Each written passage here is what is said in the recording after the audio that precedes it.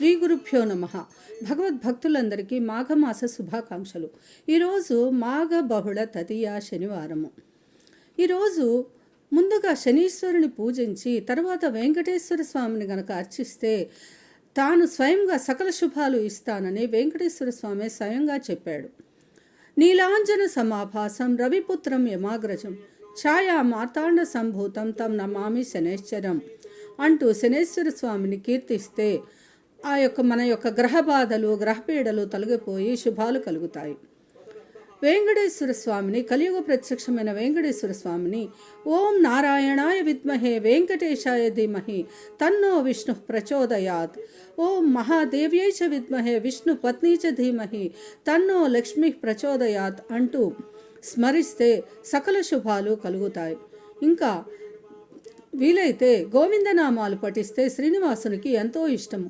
శ్రీ శ్రీనివాస గోవింద, శ్రీ వెంకటేశ గోవింద, భక్తవత్సల గోవింద, భాగవత ప్రియ గోవింద, నిత్య నిర్మల గోవింద, నీలమేఘ శ్యామ గోవింద, పురాణ పురుష గోవింద, పుండరీకాక్ష గోవింద అంటూ కీర్తిస్తే సకల శుభాలు కలుగుతాయి.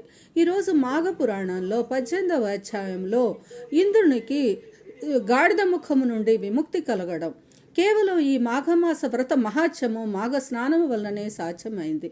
ఇంకా ఒక దేవతలందరూ కూడా ఒక తొండని చూశారు. అక్కడ ఆ తొండ మీద గంగాజలం ప్రోక్షిస్తే ఈ మార్పు కలుగుతుందా అని చూస్తే ఆ యొక్క తొండ తన యొక్క మంత్రజలం తగలగానే ఆ తొండ రూపం పోయి ఒక స్త్రీగా మారింది.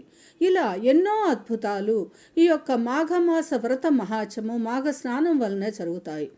త్రివేణి మాధవం సోమం భరద్వాజం చ వాసుకిం వందే క్షయవటం శేషం ప్రయాగం తీర్థనాయకం అంటూ స్నానం చేస్తే, ఆ నీటితో స్నానం చేస్తే ప్రయాగలో కుంభమేళాలో గంగా స్నానం చేసిన ఫలితం కలుగుతుంది.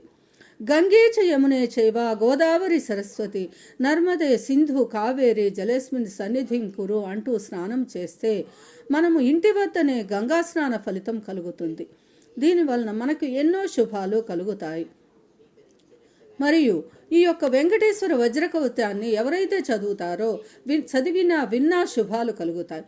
ఓం సహస్ర శీర్ష పురుషో వెంకటేశ శిరోవతు ప్రాణేశ ప్రాణనిలయ ప్రాణాన్ రక్షతు మే హరి ఆకాశరాట్ సుతానాథ ఆత్మానం మే సదావతు దేవోత్తమోపాయ దేహం మే వెంకటేశ్వర అంటూ స్మరించాలి. జై శ్రీమన్నారాయణ. ఓం తత్సత్. సర్వం